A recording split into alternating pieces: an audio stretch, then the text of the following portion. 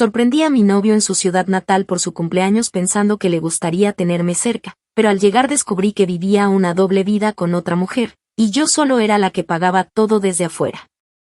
Ese día no hice ninguna escena, solo me aseguré de que mi visita fuera la menor de las sorpresas que recibiría. Cuando uno planea una sorpresa, lo hace con la mejor intención del mundo, y aunque siempre hay un pequeño miedo de que algo salga mal, nunca te imaginas que ese algo sea descubrir que llevas años financiando la doble vida de un mentiroso. Yo de verdad pensaba que aquel fin de semana largo iba a ser uno de esos recuerdos que contaríamos con cariño más adelante, cuando estuviéramos casados, con hijos, en alguna reunión de aniversario. Me tomé la molestia de pedir días libres en el trabajo, de hablar con su mejor amigo para confirmar que estaría en su ciudad natal ese fin de semana, de empacar con tiempo, de comprarle el reloj que llevaba meses mirando pero decía que no podía darse el lujo de comprar. Reservé un hotel pequeño pero acogedor a unos minutos de donde vivía su madre, y llevé hasta una bolsa con dulces mexicanos porque sabía que los amaba y donde vivimos no eran fáciles de conseguir. Todo eso lo hice sin que él sospechara absolutamente nada, porque honestamente me esforcé muchísimo para que creyera que yo me quedaría en la ciudad a terminar unos informes del trabajo. Estábamos a distancia, pero no en extremos. Él trabajaba en su ciudad natal, según decía, porque no había podido conseguir nada en el área donde yo vivía, y como su madre también estaba allá y era viuda, sentía que debía quedarse con ella. Yo, desde mi lado, trataba de entenderlo. Le mandaba dinero cada vez que podía porque según él, el trabajo no le alcanzaba, el carro estaba fallando, y hasta el alquiler lo tenía atrasado. Siempre me hablaba con esa voz de frustración y derrota, esa que te hace sentir que si tú no ayudas, se va a hundir. Yo, que también crecí con carencias y sabía lo que era luchar, no podía evitar extenderle la mano. Él me juraba que estaba ahorrando para que pronto estuviéramos juntos en una sola ciudad, que todo ese sacrificio era temporal, que cuando menos lo esperara iba a llegar con una propuesta de mudanza en la mano. Así que yo me tragaba mis dudas, mis silencios, mis sospechas, y seguía apostándole al pronto. Llegué un viernes en la noche. Mi plan era tocarle la puerta con una torta en las manos, el reloj envuelto en la mochila y una sonrisa que tapara las ojeras de quien había trabajado horas extras para poder pagar todo eso. Pero no fue así. Lo primero que me llamó la atención fue que su carro no estaba afuera del edificio donde supuestamente vivía. Pensé que tal vez había salido con su mamá o estaba en alguna diligencia. Me bajé del Uber, me acerqué a la puerta del complejo de apartamentos, y justo cuando estaba marcando su número, vi una camioneta blanca estacionarse al otro lado de la calle. De ella se bajó él. Pero no venía solo. Venía con una mujer. Al principio me detuve. Pensé que tal vez era su prima, su vecina, una compañera de trabajo. Me costó procesarlo. Hasta que la mujer le dio un beso. Uno largo, suave, de esos que no son de gracias por el aventón sino de te espero en casa con la cena servida. Lo vi claramente. No me imaginé cosas. Ella le agarró la mano con una confianza que solo te da la rutina de los días compartidos, y entraron juntos al edificio. Él no la miraba como a mí. La miraba como si fuera su hogar. Me quedé paralizada. Sentí que todo el cuerpo se me cayó de golpe. En algún punto el reloj se me resbaló de las manos dentro de la mochila, y no me importó. Me temblaban las piernas. No lloré en ese momento. No tenía fuerza para eso. Me quedé ahí, con el teléfono aún abierto en su contacto, como si marcarle fuera a cambiar lo que acababa de ver. Cerré la aplicación, di media vuelta y caminé hacia una cafetería cercana. Me senté, pedí lo primero que vi en el menú y me obligué a calmarme. No hice escándalo. No fui a gritarle al frente del edificio. No me paré a golpear su puerta ni a enfrentar a la otra. No me rebajé al drama. Me tomé el café más amargo de mi vida, abrí la laptop que llevaba conmigo y extendí mi estadía en el hotel. No iba a irme de esa ciudad sin dejar algo claro. Yo no hice todo ese esfuerzo para regalarle una noche romántica. Lo que él no sabía era que mi presencia no iba a ser su sorpresa más grande. Iba a ser apenas el inicio. Porque si él había estado actuando todo ese tiempo como si yo fuera una opción secundaria, como si fuera su cajero automático emocional y financiero.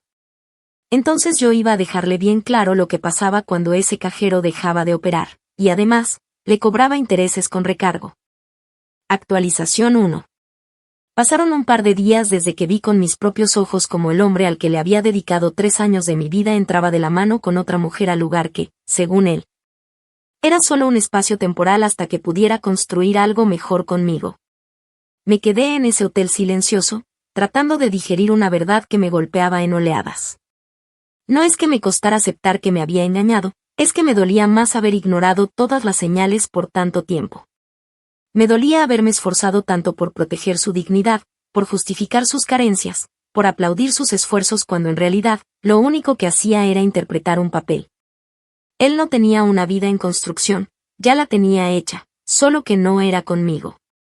En ese cuarto de hotel, sola, sin querer hablar con nadie, sin tener que fingir que todo estaba bien, empecé a unir piezas. Agarré mi portátil y abrí todas las conversaciones que habíamos tenido en los últimos 6 meses, desde transferencias, fotos, excusas y hasta videollamadas que, viéndolas ahora, estaban llenas de detalles que me gritaron cosas que en su momento elegí no escuchar. Lo primero que hice fue buscar a la mujer con la que lo vi. No fue difícil. Él la etiquetaba en comentarios viejos con su perfil secundario, uno que me dijo que usaba solo para cosas del trabajo y que jamás abrí porque confiaba en él. La mujer tenía su cuenta privada, pero la foto de perfil ya decía suficiente. Estaban abrazados frente a un lago, en lo que claramente era un paseo familiar. Lo más irónico fue que llevaban la misma ropa con la que aparecieron en una de las historias que él me mandó semanas antes, diciendo que se trataba de un retiro espiritual con su iglesia. Yo, creyente de su palabra, nunca cuestioné por qué no se conectó ese fin de semana, por qué el fondo del paisaje no se parecía a ninguna iglesia, ni por qué sus llamadas sonaban como si estuviera en un picnic y no en una jornada de ayuno y oración. Esa imagen fue la que terminó de encender algo en mí. Ya no era dolor. Era rabia. Rabia limpia, precisa, pero no desbordada. No quería estallar. Quería armarme. Comencé a revisar cada recibo bancario que tenía. Desde el primer depósito que le hice cuando supuestamente se le dañó el motor del carro, hasta los pagos parciales de su seguro médico, el teléfono que le mantenía bajo mi línea familiar. Las compras en Amazon que llegaban a su apartamento y que ahora me preguntaba si eran realmente para él o para la otra. Descubrí que varios paquetes los había enviado a una dirección distinta a la que me había dado originalmente, lo cual ya me confirmaba que probablemente ni siquiera vivía en ese lugar. Lo que más me enfureció fue darme cuenta de que hasta el plan de gimnasio lo tenía en una sucursal distinta a la que decía usar, y que había días en los que juraba estar entrenando, cuando en realidad se registraba su tarjeta en un restaurante a kilómetros de allí, probablemente con ella. Cada descubrimiento no solo era una puñalada, era una pista. Y cada pista me acercaba más a la imagen completa. Ese tipo había montado un teatro tan elaborado, que necesitaba un presupuesto. Y ese presupuesto venía de mí. Esa noche escribí en una libreta todo lo que recordaba, fechas de eventos que él decía haber asistido solo, días en los que canceló nuestras llamadas, las veces que me pidió dinero por supuestos gastos médicos de su madre. Los meses que alegó estar sin trabajo cuando, según sus publicaciones antiguas, seguía asistiendo a reuniones empresariales. Me metí a los perfiles de amigos en común, conocidos de su ciudad, y hasta antiguos compañeros de universidad que aún conservaban fotos etiquetadas. Y ahí fue cuando entendí que su otra vida no era tan secreta como él creía. Muchos sabían. Tal vez no todos sabían que él tenía una pareja fuera de la ciudad, pero estaba claro que su vida con esa mujer era pública. Había comentarios en cumpleaños, en cenas familiares, en eventos escolares que hacían referencia a él como parte de la familia. Incluso una tía de ella escribió en una foto, «Qué dicha que por fin sentaste cabeza, mijo. Esta sí es la buena». Sentí que me ardía la sangre. Y no era solo por la mentira, sino por lo estúpida que me habían hecho sentir. Pero no reaccioné con impulsividad. No llamé a nadie. No envié mensajes. Lo que hice fue abrir una carpeta nueva en mi laptop, y ahí empecé a guardar todo, capturas de pantalla, extractos bancarios, videos donde él decía que me amaba mientras probablemente ella estaba en otra habitación. Audios que mandaba suplicando ayuda económica, facturas de las veces que lo ayudé con su depresión. Todo tenía una nueva lectura ahora. Era como ver una película que pensabas que era romántica y descubrir que en realidad era un thriller de engaños, manipulación y desfalco emocional.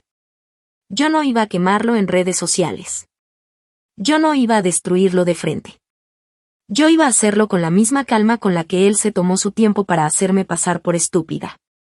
Porque así como él pensó que podía manejar dos vidas, no tenía ni la menor idea de lo que era tener una mujer enfurecida que ya no necesitaba explicaciones, sino justicia. Actualización 2. Pasó una semana desde que volví a casa, y aunque nadie en mi entorno inmediato sabía lo que había visto, notaron que algo había cambiado. No era que estuviera llorando a cada rato o deshecha por dentro, de hecho, me sentía extrañamente lúcida. Era como si mi cuerpo hubiera apagado las emociones para dar paso a una claridad que nunca antes había tenido. A cada paso que daba, cada decisión que tomaba, lo hacía desde una especie de frialdad racional que me protegía. Yo no quería superar lo que pasó. Quería equilibrar la balanza. Quería que él sintiera el vértigo de no saber desde dónde lo estaban desestabilizando, el miedo de tenerlo todo bajo control un día y al otro ver cómo el piso desaparece sin previo aviso. Y lo más importante, quería hacerlo sin cruzar una sola línea ilegal, porque lo que él me había hecho era emocional, económico, psicológico, y yo no iba a caer en la trampa de volverme como él. No iba a mancharme con sus mismas manos. Lo primero que hice fue revisar los accesos que él tenía a mis cuentas. Durante meses le pagué servicios a través de mi banco y mi tarjeta de crédito secundaria, la cual, por comodidad, había dejado conectada a su cuenta de Apple. Cancelé todo. Empecé por lo más obvio, el plan de celular que compartíamos. Él era una línea adicional bajo mi cuenta, supuestamente porque así salía más barato y porque su mal crédito no le permitía tener una propia. Llamé a la compañía, expliqué que había perdido contacto con esa persona y que necesitaba suspender la línea por sospechas de uso indebido. El operador no puso mucha resistencia. En menos de 20 minutos, su teléfono quedó totalmente fuera del plan, y yo cambié mis claves. Lo siguiente fue el seguro de auto. Durante al menos 8 meses le había estado ayudando a pagar una parte porque me decía que sin carro no podía trabajar, y yo, que pensaba que era su pareja y su compañera de vida, me sentía comprometida con su bienestar. Pues bien, una vez más llamé, confirmé que la cuenta estaba a mi nombre y notifiqué que no iba a seguir con el plan. Esa tarde también cancelé el acceso a mi cuenta de Netflix, donde él tenía su perfil personal, el mismo que usaba con su otra familia y en el cual incluso había un apartado de películas para niños. Algo que nunca me había explicado del todo. No sabía si era su sobrino, el hijo de la mujer o quién, pero no me interesaba. Todo eso fue fuera. Cada una de esas acciones lo iba acorralando sin que él se diera cuenta de inmediato. Lo supe porque 2 días después me empezó a escribir con ese tono de falsa preocupación, como si estuviera angustiado por una supuesta falla técnica. Me dijo que algo raro pasaba con su celular y que el seguro le había mandado una notificación extraña, que quizá era un error del sistema. Le respondí una sola vez, con un mensaje corto, tal vez deberías revisar quién paga todo eso. Y lo dejé en visto. No volvió a escribirme de inmediato, supongo que porque no esperaba que yo tuviera ese tono. No estaba rogando explicaciones, no lo estaba acosando, ni siquiera estaba llorando. Solo se encontraba con una pared helada que había reemplazado a la mujer que lo escuchaba llorar por las noches. Y eso, para alguien como él, debía ser más desconcertante que cualquier escena dramática. Luego me enfoqué en su empleo. Según él, trabajaba como vendedor independiente de equipos electrónicos, lo cual era otra forma de decir que hacía encargos por fuera para una empresa pequeña y ganaba por comisión. En su momento, eso me hizo entender por qué no tenía comprobantes de nómina o beneficios laborales. Pero ahora, con todo lo que sabía, quería comprobar hasta qué punto eso era cierto.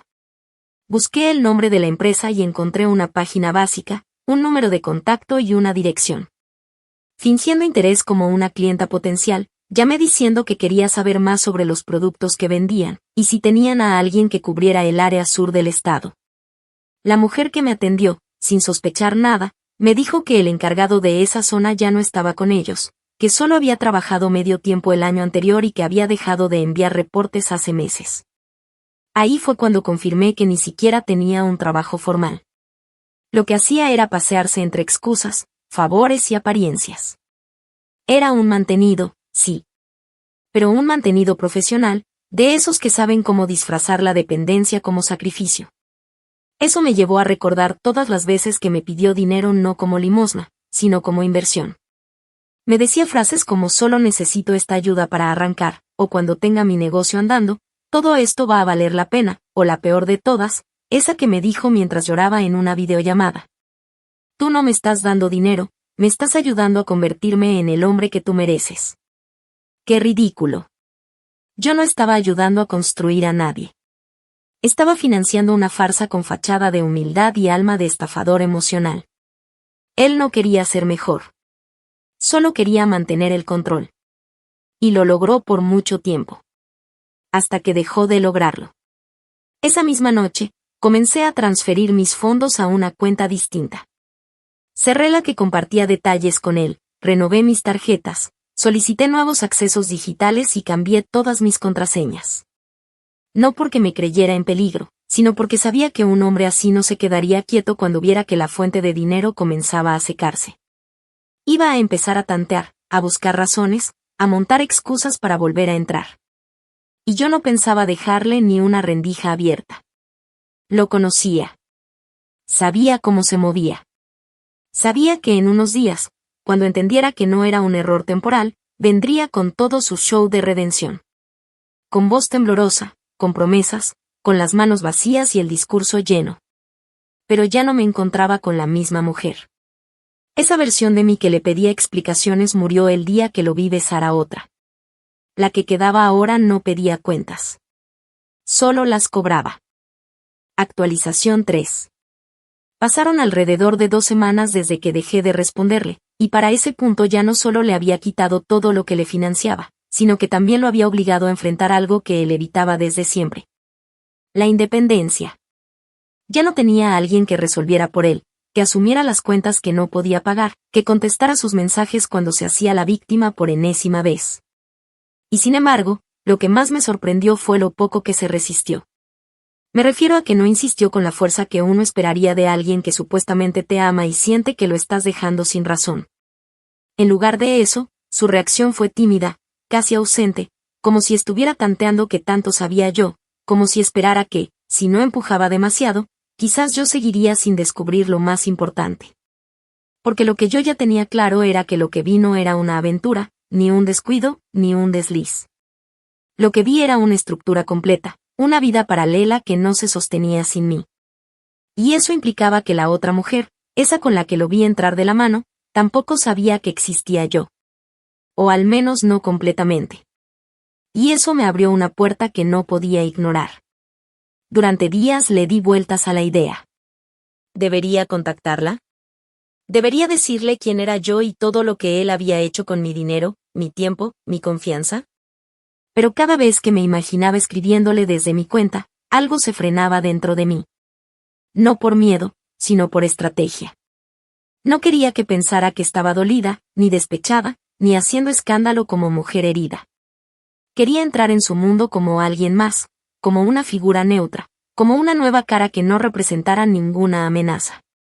Así que hice lo que tantas otras han hecho en su vida, me creé una cuenta falsa. Nada exagerado, nada que oliera a trampa.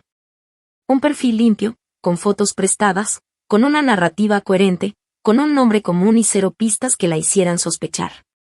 Lo armé con paciencia, con cuidado, como quien prepara una trampa que debe parecer completamente inofensiva. Y cuando ya tenía todo listo, comencé a seguirla. No pasó mucho para que aceptara la solicitud. Ella no tenía el perfil privado como antes.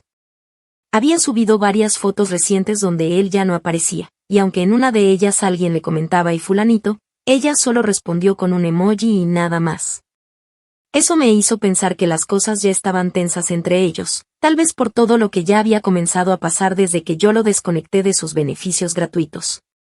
A través de la cuenta falsa, le envié un mensaje casual, uno que no parecía tener ningún propósito oscuro. Solo le dije que habíamos coincidido en una actividad de voluntariado hacía un tiempo y que me gustaba seguir a mujeres inspiradoras. Sí, suena tonto, pero funcionó. Me respondió amable, Incluso me agradeció y empezamos a intercambiar mensajes superficiales, de esos que no dicen nada pero crean una ilusión de familiaridad. Me contaba cosas de su rutina, de su trabajo en una clínica local, de su perro. Yo respondía siempre con distancia, sin parecer demasiado interesada, solo lo suficiente para que no perdiera la costumbre de escribirme. Durante días mantuve esa comunicación. Hasta que, una tarde, me envió una nota de voz contándome lo estresada que estaba porque su pareja estaba pasando por un mal momento. Me dijo, sin saber quién era yo, que él estaba sin trabajo, que últimamente estaba raro, distante, y que sentía que ella cargaba con todo. En su voz había una tristeza familiar, una mezcla de decepción y resignación que yo conocía de memoria. Me hablaba como yo le hablaba a mis amigas cuando le daba excusas a su favor, cuando intentaba justificar su egoísmo pensando que era una racha, una crisis, una etapa. Y ahí fue cuando me quedó claro que ella no era una villana. Era otra víctima. Otra mujer que estaba desgastándose para sostener a un hombre que vivía de la manipulación emocional. Y eso me dio una calma amarga, pero también me dio algo mejor, legitimidad. No estaba actuando desde el rencor. Estaba intentando que alguien más abriera los ojos. Así que dejé de hablarle por unos días. Luego, sin avisar, le envié una carta. No desde la cuenta falsa, sino como anónima. La redacté con toda la calma del mundo. No insulté. No acusé. No reclamé. Solo describí hechos. Le conté las fechas en las que yo salía con él mientras él decía estar enfermo con fiebre, los días en los que me pedía dinero porque su madre necesitaba una operación urgente. Cuando en realidad estaba con ella en la playa. Le adjunté fotos que yo misma había tomado de su perfil antiguo, pruebas de transferencias, capturas de pantalla de mensajes donde él me decía que estaba ahorrando para una vida juntos. No le pedí que me respondiera, ni que me creyera de inmediato. Le dije que ella podía verificar cada detalle por sí misma. Le di hasta los nombres de los lugares donde él decía estar y los comparé con la ubicación de las fotos que ella misma había publicado en su cuenta. Fue una carta limpia. Cruel, sí. Pero limpia. Nunca supe si lloró, si gritó, si se encerró a mirar el techo como lo hice yo. Pero lo que sí supe fue que la reacción no tardó. Porque días después, él volvió a escribirme. Esta vez no fue para pedirme nada. Me mandó un párrafo largo donde me decía que había cosas que debía contarme, que nada era como yo pensaba, que solo necesitaba que lo escuchara una última vez. Me pidió hablar en persona. Que si yo no quería hablar con él como pareja, que lo hiciera al menos como alguien a quien alguna vez quise. Ni siquiera me molesté en responder. Porque ya sabía qué significaba ese mensaje, que la bomba había explotado. Que ella había leído la carta. Que lo había enfrentado. Que la mentira se había derrumbado por completo. Y que ahora él estaba atrapado entre dos versiones de sí mismo que ya no tenían lugar donde esconderse. Lo mejor fue saber que no tuve que levantar la voz para romper su farsa. Solo tuve que hablar en el idioma que él menos entendía, la verdad sin necesidad de show.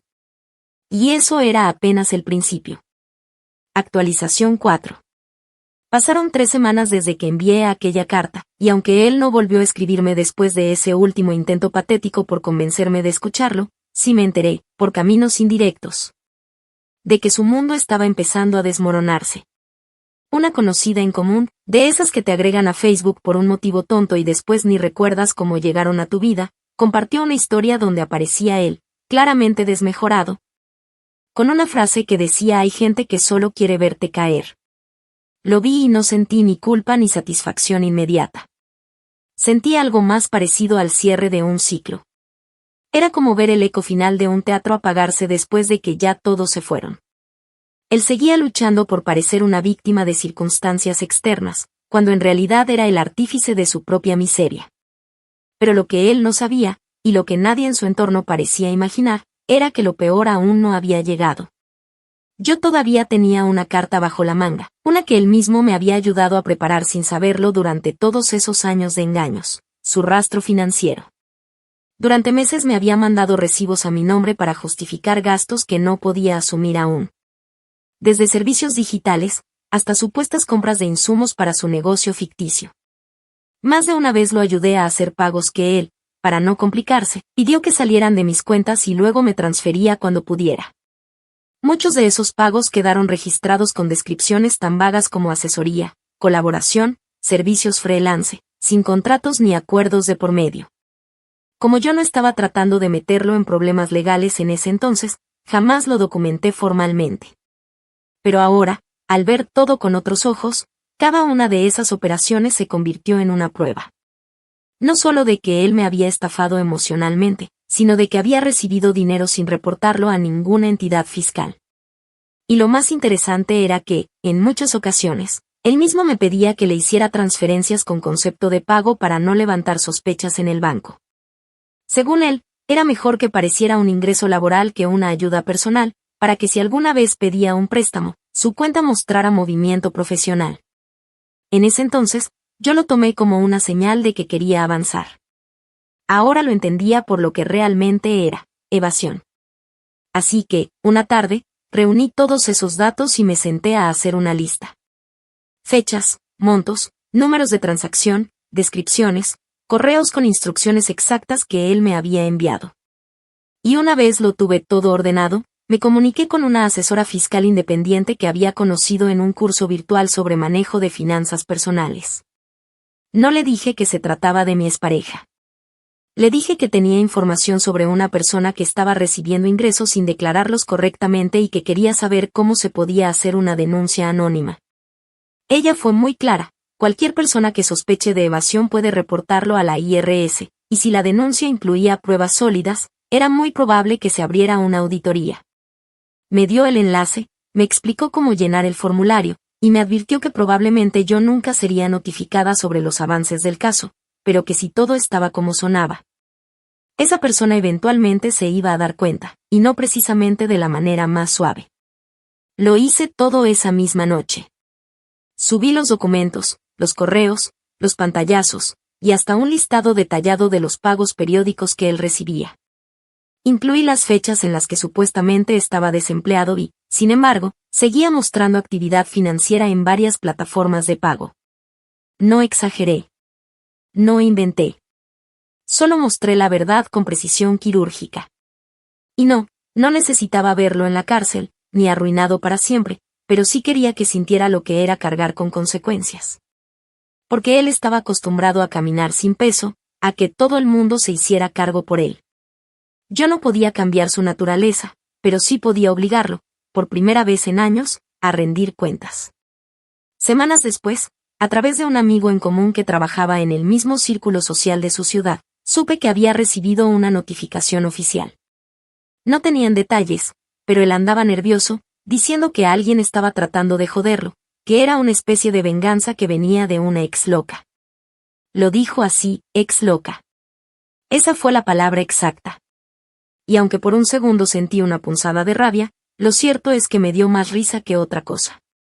Porque ahí estaba él, enfrentando por fin algo real, y todavía intentaba convencerse de que era un juego. No entendía que esto no era un drama de pareja. No era una mujer ardida queriendo arruinarle la vida. Era una mujer harta de que él viviera a costa de todos los demás sin el más mínimo respeto. Era una acción necesaria.